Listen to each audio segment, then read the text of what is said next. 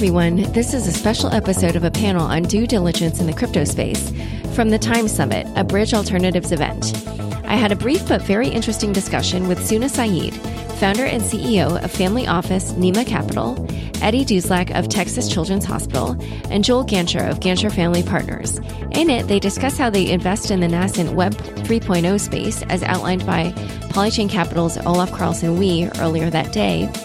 They also talk about why a year of experience in crypto is so valuable, how they determine who the serious players are in the space, and why the speed of disruption from the internet revolution gives them motivation to get into the crypto markets. This was a fantastic conference with great speakers and questions from guests. Enjoy. On May 11th and 12th, some of the most interesting humans from around the globe will come together in Brooklyn for the Ethereal Summit, hosted by Consensus, to collaborate on building the decentralized future. To register and receive 10% off, go to etherealsummit.com and enter the code Unchained10. This episode is brought to you by QuantStamp. QuantStamp is building the first smart contract security auditing protocol designed to secure all smart contracts in a cost-effective and scalable manner. The technology is being developed by a team of PhDs with over 500 Google Scholar citations. To learn more or request an audit, visit www.quantstamp.com. Hi, everyone. Hello? Hello? Oh, okay.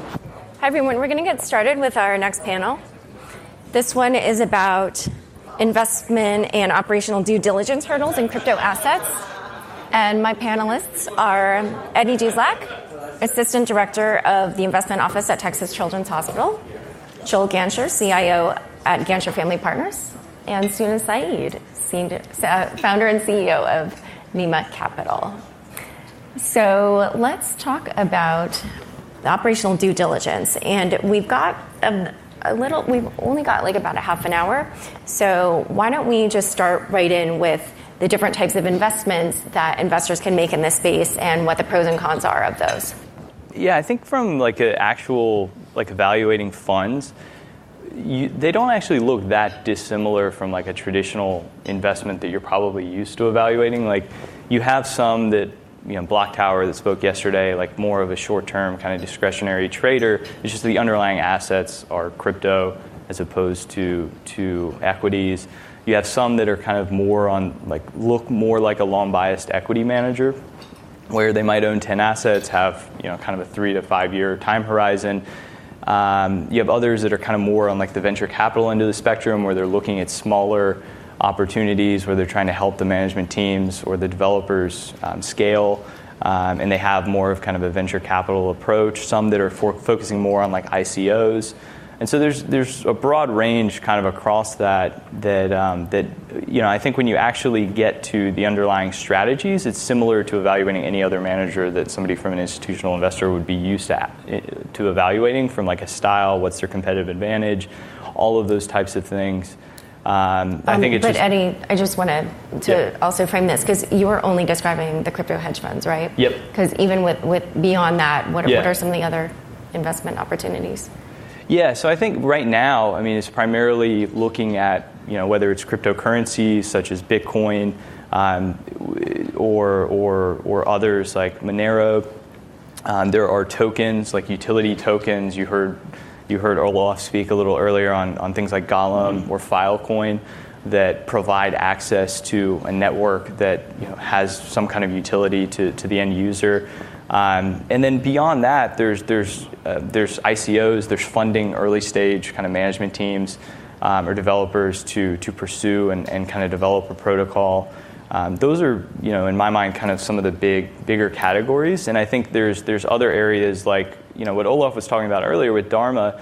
Down the road, being able to be a lender on a platform like that is opportunities that you kind of aren't there yet today, but that will develop over time. Or investing in things like CryptoKitties, if that's kind of more of your fancy. Yeah, actually, there are a couple of opportunities out there, and there are certain platforms that are attempting to enable, lending utilizing a blockchain.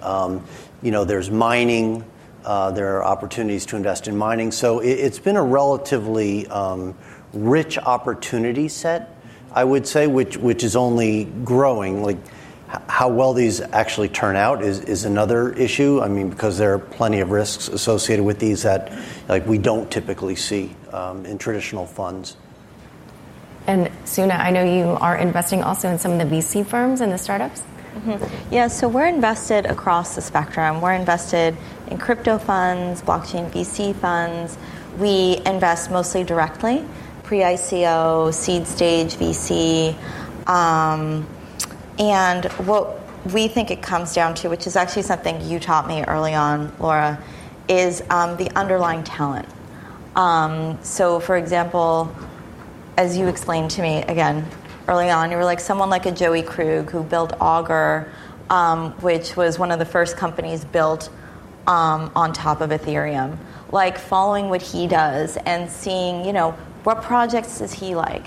Who does he, write articles about, or how is he talking about mining or scaling? Or, for example, like a Joseph Poon who wrote Lightning Network for Bitcoin and Ethereum. And recently, over the last couple months, also wrote Plasma with Vitalik Buterin. Like really get into the underlying talent, follow them, see what they're doing, and seeing how the technology is accelerating and leapfrogging upon itself. And then seeing, okay, what are the new applications? And to that end, something that we're finding is an exciting new development is there are some investors and funds that are focusing on the application layer. So they're investing on the protocol layer. Like, for example, there's a firm called IDEO. They're a design firm. And they have been working on user interface, user exchange dynamics, network design, community building around protocols. And Joseph Poon, for example, said this is the most exciting fund, because they're launching a fund that is going to come out of the ecosystem by far, because they're going to help scale out the technology globally in a way that I think we all know is going to be possible. And it's just a question of the technology finding its scaling solutions, like Olaf said. And actually, I spoke with Olaf about this fund as well, and he said that's amazing to focus on the dApps at this stage, because it feels almost a little too early, which is the time to get in. Like, invest before it's obvious. I think that's just generally a theme that we follow as a family office. So we apply that to everything. Yeah, I would just say that, that sounds really interesting, and we can talk about it later. The interesting thing for investors today is everything is sort of inefficient today. There's nothing in this space where you could say, all right, everybody's got the joke, right? We were talking yesterday at the conference about the lack of alpha in markets. When you look for alpha, you want complexity and people who don't understand it. You want volatility. It's really all here, And actually, one other thing I guess you want is alpha donors, retail investors who are willing to give you their alpha, right? And that's what this space is providing today. And so while I think that's totally great, I think on a slightly more mundane level, there still is a lot of opportunity for normal long-only investing in this space. Absolutely. Totally and agree. Because we've been talking about sort of the different layers at which you can invest, there's the protocol layer and there's the app layer. There's these venture capital funds, the hedge funds, the startups. How do you determine kind of which type of investment you want to make, and what are the differences in returns or around strategy? Well, I have my answer. I know that I don't want to be competing with Olaf for determining where I want to put my money in, an ICO or a project.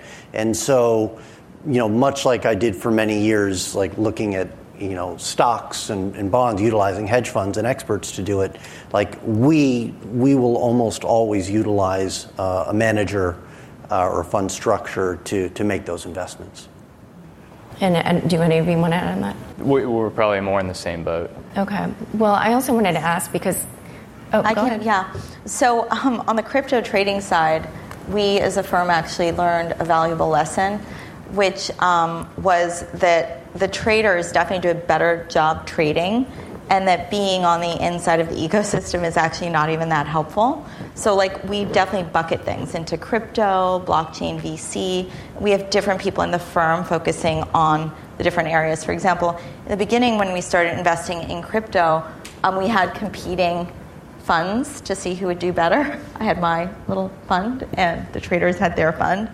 And I thought, this is going to be such a layup. I'm totally going to outperform them because I'm in the center of the ecosystem on all of these Telegram chats. I have the advisors like Joseph Poon and Charlie Noyes and Naval Ravikant, and they're constantly giving me the updates. And I have to say the market, I kept trading on the information, and more often than not, the market just went the other way. I know we had around the Bitcoin fork, for example, and things like that. And my traders actually far and away outperform me. So it's funny, in some ways, some asset classes in the area are actually more, follow more of a traditional technical trading framework with some obviously fundamental information, but it's not necessarily such an advantage to be inside the value creation. On the other end of the spectrum, the early stage seed stuff, it's definitely helpful to be talking to the insiders and seeing what's already been done, where is there still white space, how is the technology advancing.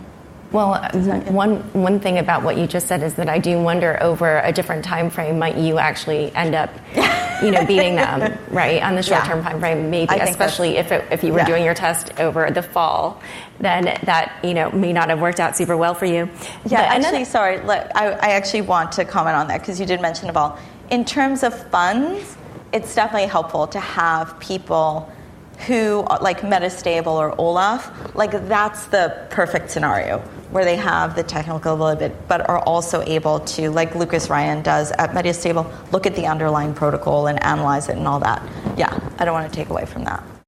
The Ethereal Summit, hosted by Consensus, is anything but your average blockchain conference.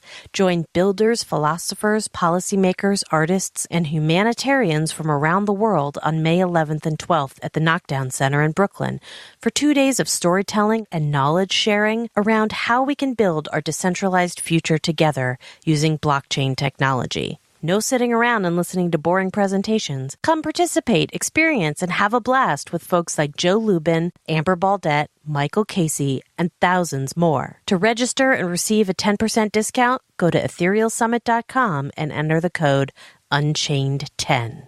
Founded in the aftermath of the DAO hack, QuantStamp is building the first smart contract security auditing protocol designed to secure all smart contracts in a cost-effective and scalable manner. Relying on humans to audit smart contracts is expensive and error-prone, and with the exploding growth of smart contracts, that solution just won't scale. The team at QuantStamp is developing a solution to audit smart contracts on the Ethereum network in an automated and decentralized way that can scale with the growing demand. Being built by a team of PhDs who collectively have over 500 Google Scholar citations, QuantStamp is paving the way for safer and more reliable smart contracts that will power the decentralized world. To learn more or request an audit, visit www.quantstamp.com.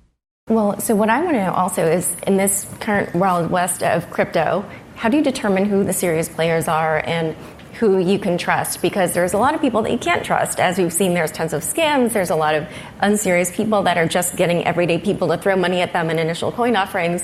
So how do you determine who you should work with or who is legitimate or serious?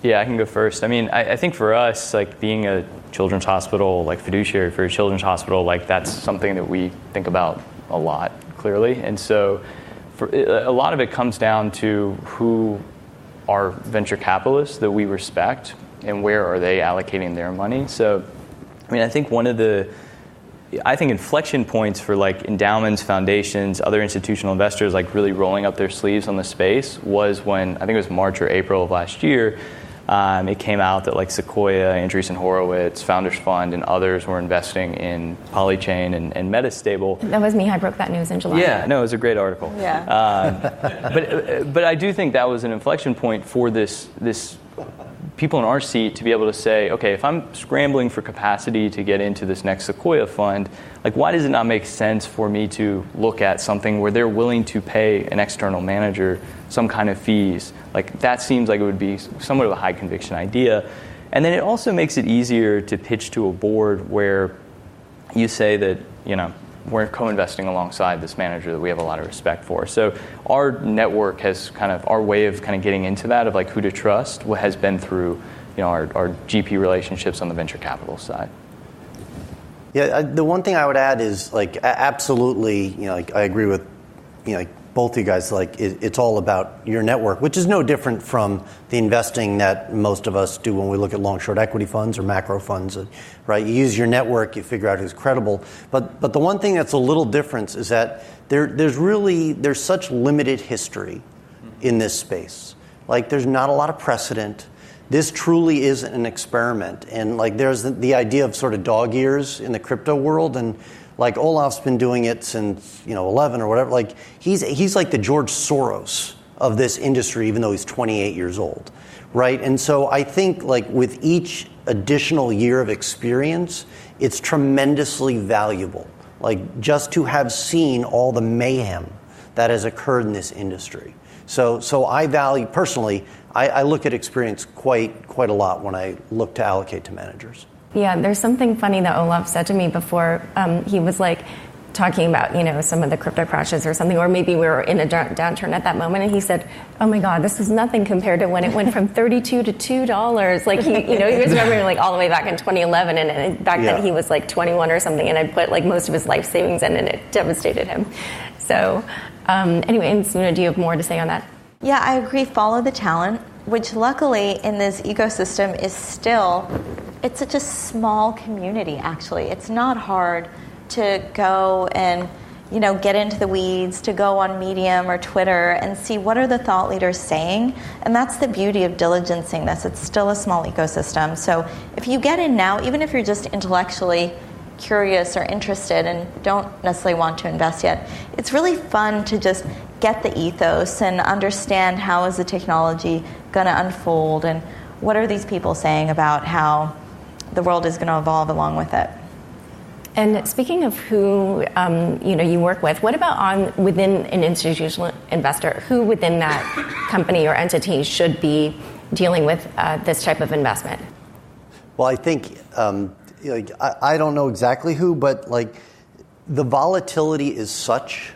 Like the most dangerous thing for an institution is to get cold feet at the wrong time, right? That's what destroys many potentially good investments over the long term. It becomes too path dependent, you draw down, you get out.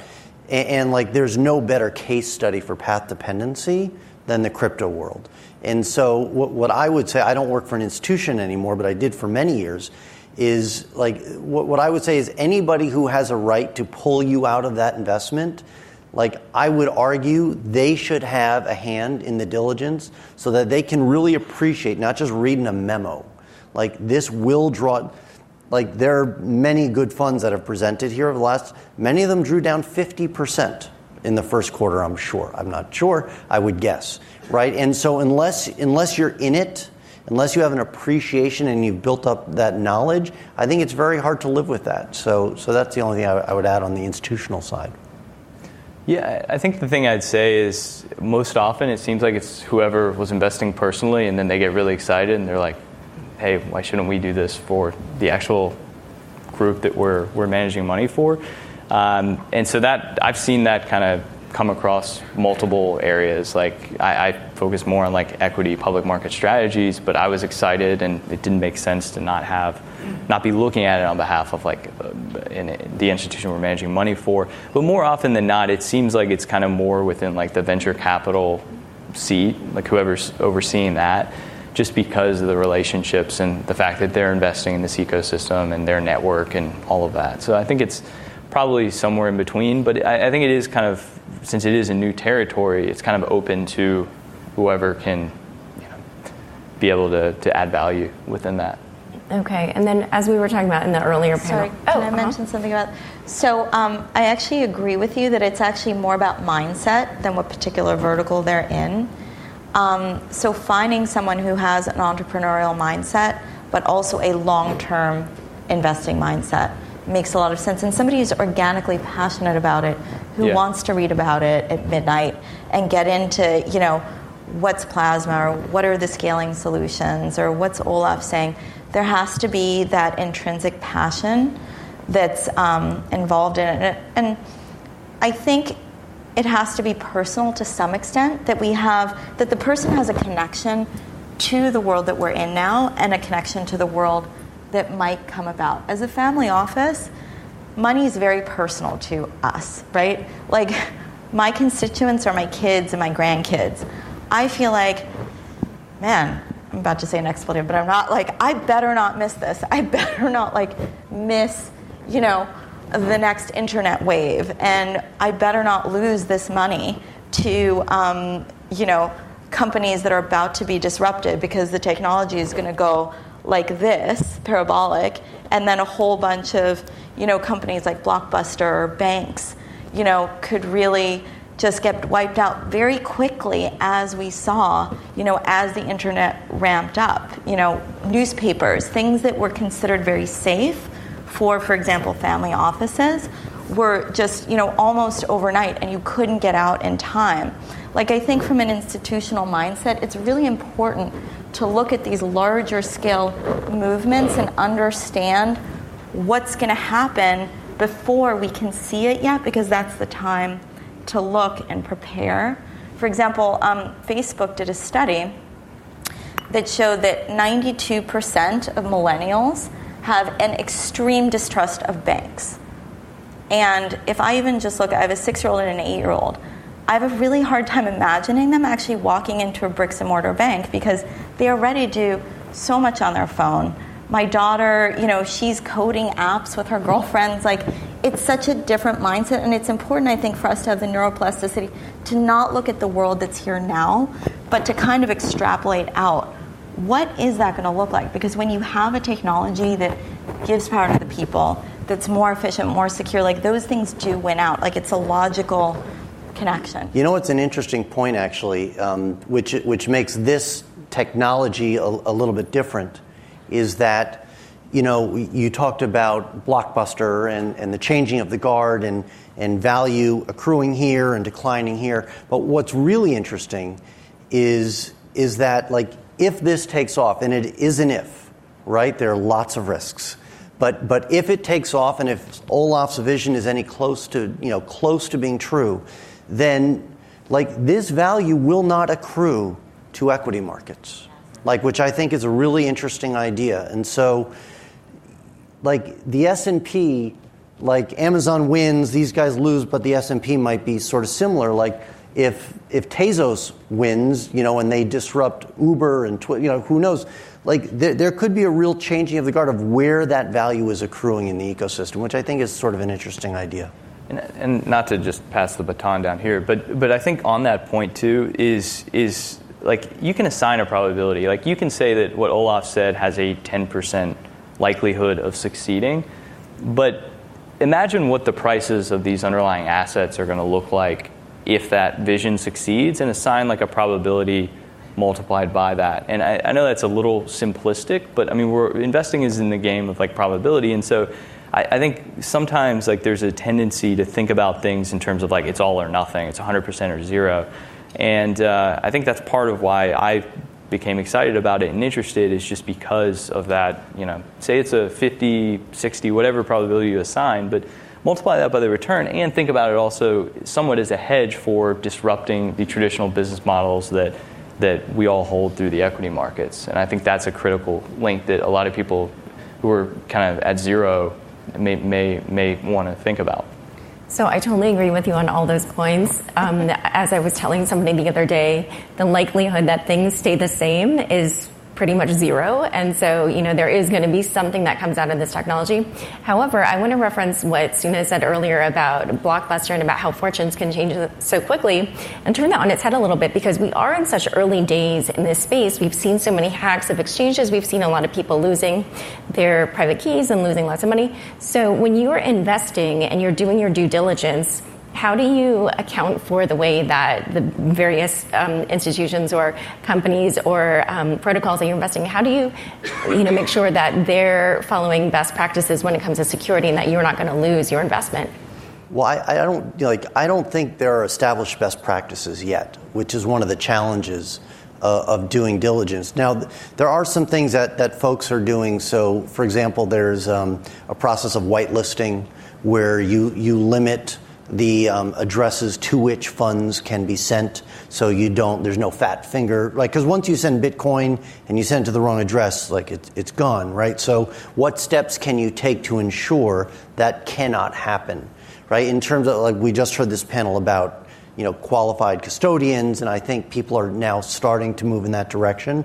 But in my limited experience over the last 12 months, I think it's a very much get in, roll up your sleeves and try to understand how it works. And because there are no easy answers to what is best practice that I've come across to many aspects of crypto investing.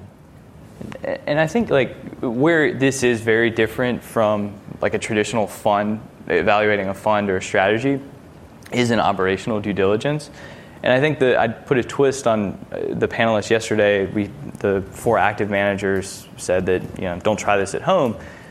I'd say you actually should try this at home, but in a small amount, because you will learn so much and you will ask such better questions of the fund managers. Because when you go into Coinbase, buy your Bitcoin, and then you want to send it to an exchange so that you can make a trade, you want it, to your point, you mess up one single digit, it's gone, and that's a stressful situation. And Satoshi doesn't pick up the help desk and say, let me get you your money back. You're in a bad situation. And then when you get to the exchange, it'll look and feel a lot like kind of a traditional Schwab, or you have limit orders, market orders, etc.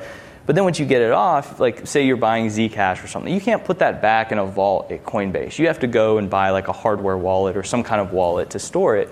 And so then you're okay, well, where do I do that? And there's Trezor or Ledger, and which one should I use? And then when you plug in your Trezor, you always hope that the money's still there because it's the thing you bought for $100 off Amazon, and that's kind of stressful too. And so understanding all of those types of things is a reality of kind of where we are within this landscape. And you will be able to understand, okay, if a hacker got control of my computer and saw me sending it to this address, are they using private VPNs, or are they making trades at coffee shops on public Wi-Fi? Are they whitelisting the addresses so they can't do that? Who has access to the funds? You can have a trading error, but it's actually an intentional allocation of funds to a separate account or something like that.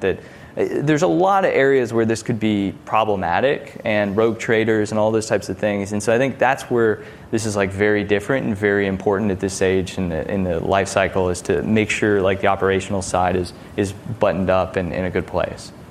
Yeah, and I totally agree about learning how to play with it yourself, because even if you have just a few Bitcoin on one of those little hardware devices, that's in the tens of thousands of dollars there, which most people are not used to holding some little, it's the size of a USB stick that's worth that much money and not losing it, which can be a problem for some people like me, because I'm really good at losing things. Yeah. So one other thing I wanted to ask about was volatility in the space. How does that affect or influence your investment decisions? I think for us, volatility, you can adjust for sizing and just sizing it smaller.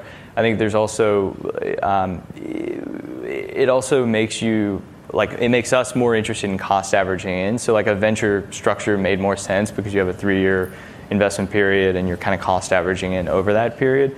So I think it makes us more attentive to one, we want to cost average in, and 2, we want to make sure it's kind of sized appropriately from that. Well, it actually presents an interesting problem because the perceived wisdom is, put 1% or 2%. I don't know what the number du jour is. So if it goes up a lot, you make money, and if you lose, you don't have to worry. But a strange thing happened. You invested money in June of last year and you put 1.5%, and all of a sudden it was 4 or 5%. It's wait, I don't want to lose 5%. So the whole sizing issue gets very wacky, and it's almost like trying to account for an exposure of an option let's say, or delta adjusting an option in your book.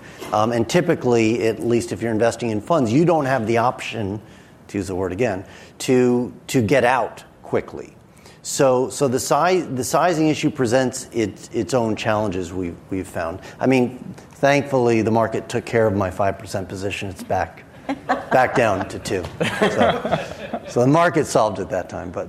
So I think one of the things that might have been affecting the market is the regulatory uncertainty. How do you guys factor that in? So again, I think it's really important to do one's research and read up as much as possible on, how the CFTC is thinking about this, how the SEC is thinking about this, all the way up to Mnuchin and Trump. And, I was asked to write a policy proposal for the administration. And I think to the extent that we can take some of the fear away and focus on the way our administration can create a legacy around power to the people would be really helpful. And to understand that is obviously something that we can all get involved in. And then I think something else that's helpful in terms of regulatory, because it is moving so fast, it's changing every day, to look outside the US, how other countries like Switzerland and certain parts of Asia, Japan are looking at things, because at some point countries are going to have to adjust their regulation in concert with one another, because otherwise there are going to be this large imbalances.